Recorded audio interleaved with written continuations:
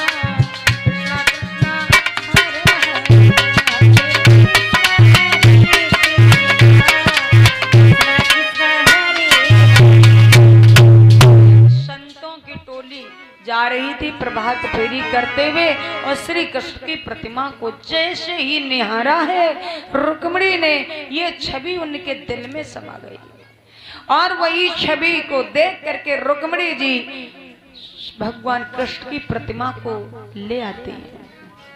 क्या करती हैं? अर्चन पूजन करती हैं कि मानसिक चित्र चित्रण करके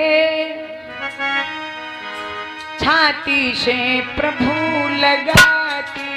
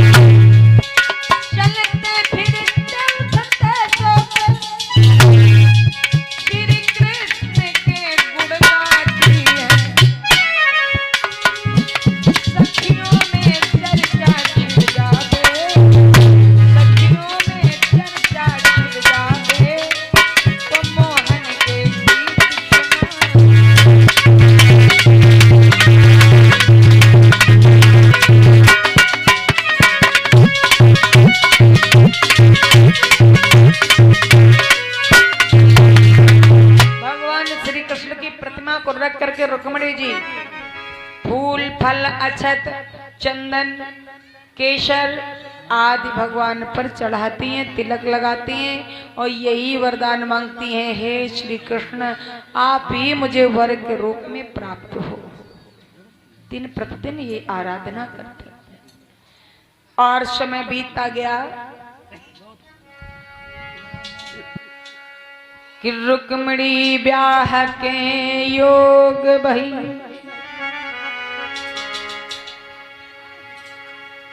उस कारण बढ़ता जाता है,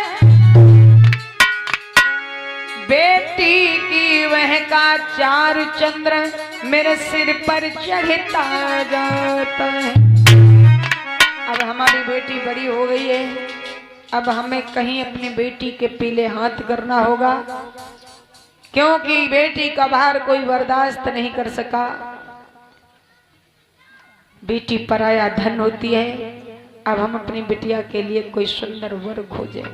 पांचों पुत्रों को बिठाया भीष्मक जी ने और बारी बारी से पूछा कौन मेरी बेटी के योग्य सुंदर वर है। तो सबने अपनी अपनी बात बताई। उसके बाद में जब सबने बात ये बताई है, इसके पश्चात उन्होंने सबकी सुनी, परंतु अभी अपने मन की बात नहीं कही।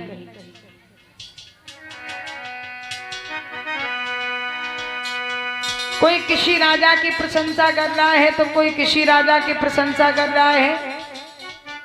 महाराज भीष्मक सबकी सुनते गए और अंत में रुक्मी ने अपनी बात कही महाराज भीष्मक से, सुनो पिताजी, अगर मेरी बहन के योग्य अगर सुंदर वर है तो मैं बताना चाहता हूँ। हमारा साला है शिशुपाल, चंदेल देश का रहने वाला है और वो दमघोष का पुत्र है जिसका खानदान भी बहुत अच्छा है। रुक्म वीर ने अंत में कहा हृदय का हाल, पिता रुक्मिणी योग्य है तो न पाले शिशुपाल। मेरे बहन के लायक अगर सुंदर वर है तो शिशुपाल है, और हमारा साला भी है, धन से भी मजबूत है, बल से भी मजबूत है, सुंदर भी है, उसका नाम भी बहुत अच्छा है कि उसके बल विक्रम के आगे पिताजी सुर नर मुनि असुर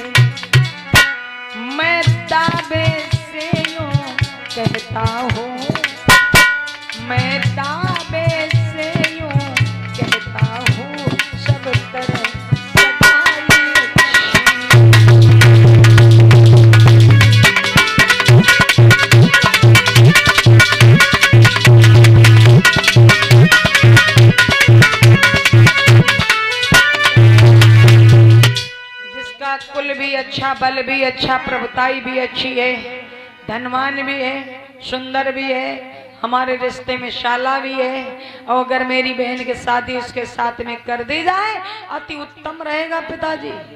तो पहले तो अनसुनी कर दी महाराज भीष्मक ने, अंत में सबसे छोटा वाला भाई रुक्मिणी जी का बोला, सुनो पिताजी हमारी तो बात सुन लो। हाँ क्यों, मैं भी तो अपने बहन के लिए सुंदर वर बताऊंगा। अपनी अपनी इच्छा के अनुसार सबने अपनी अपनी बात कही। तो अंत में उन्होंने कहा, नारायण कहो चाहे नरपत कहो, चाहे जगपति सो कहो मनमोहन को, और ईश्वर कहो चाहे जगतपति कहो, जगजीवन है सो मनमोहन। और अगर ये पुरुष रतन वो पुरुषों में जिससे शादी की जावे, दिल दूल्हा वही कन्हैया है जिससे दामादी की जावे। हमारी हार्दिक इच्छा है, जो वृंदावन का रहने वाला है, बाबा नंद का बेटा है, कन्हैया उसका नाम है, अगर कन्हैया के साथ में रुक्मिणी का विवाह हो जाए पिताजी अति उत्तम रहेगा। और जब कन्हैया का नाम सुना तो कन्हैया के नाम से वो बहुत चिढ़ता था, उसका खून खोल गया और कहने लगा, खामोश, कोई भी अगर उसका नाम लिया भिख मंगेगा तो इसमें खैर नहीं होगी। तुम नहीं जानते उसके बारे में, जिसके बाबा ने एक कमरिया के अलावा दूसरी कमरिया न खरीद पाई हो, जिसकी मैया जीवन भर दूध दही मत मत करके और वैसे गुजारा करती आई हो, कहीं जन्म हुआ कहीं लालन पालन हुआ। ये तो सत्य नहीं है कि नंद का बेटा है कि वसुदेव का बेटा है।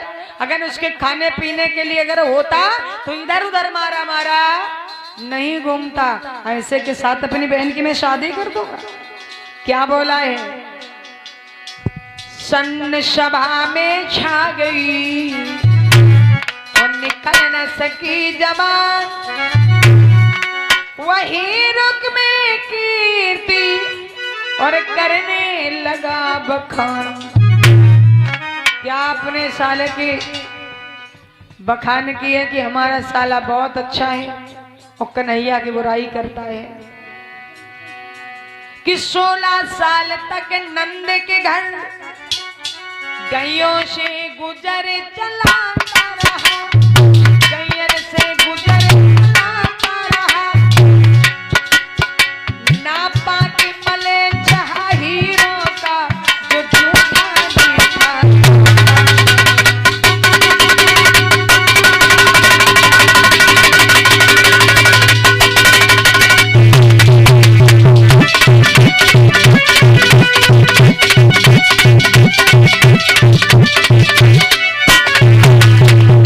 कहीं इसका छीन कर माखन खाया तो कहीं उसका झपट के खाया। ऐसे तो बेचारा गुजारा कर रहा है कि नापा के मले से अहीरों का जो झूठा मीठा खाता रहा।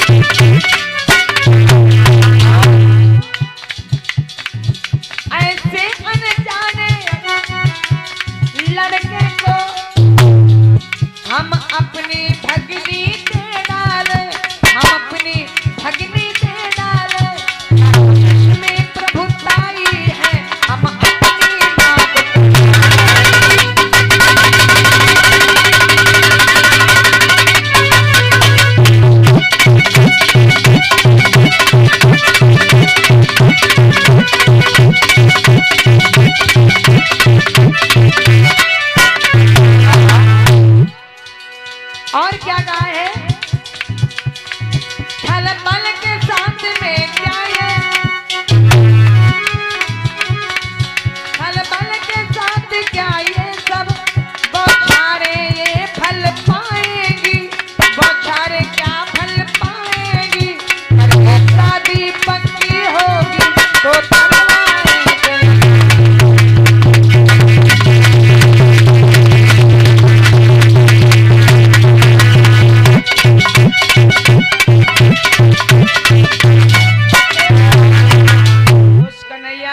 नहीं आना चाहिए। कहीं जन्म हुआ कहीं पालन हुआ, कहीं इसका छीन के खाया माखन तो कहीं उसका खाया। 16 साल बाबा नंद की गैया चराता रहा, कोई कहता नंद नंदन, कोई कहता वासुदेव। हम ऐसे के साथ में विवाह अपनी बहन की नहीं करेंगे। और अगर किसी ने तय भी कर दी तो तलवारें चल जाएंगी, खून की नदी बह जाएगी। याद रखना, हम अपनी नाक नहीं कटवाएंगे। अपनी बहन की शादी ऐसी जगह करेंगे जहाँ मेरी बहन जाएगी हमें सदा दुआ देगी। मेरे भैया ने मुझे कितने अच्छे घरानों में भेजा है, सदा सुख ही सुख में अपना जीवन बिताएगी। पिताजी की बात नहीं है सुनते, लेकिन उसने अपने मर्जी की बात की, कोई आगे नहीं चलेगा, मैं अपनी बहन की स्वयं शादी करूंगा। रुक में वीरे ने अंत में कहा हृदय का हाल, पिता रुक रुक्मिणी योग्य है तो न पाल शिशुपाल। चंदेरी के भूपि को और टीका दो पठवार, वही बुला कर विप्र को और लगन दई ठहरा। उन्होंने नाई और नेगी को बुलाया, जाओ तुम रुक्मिणी का विवाह वहां पर किया जाएगा चंदेल देश में शिशुपाल जी के साथ में, और लगुन चढ़ा के आओ।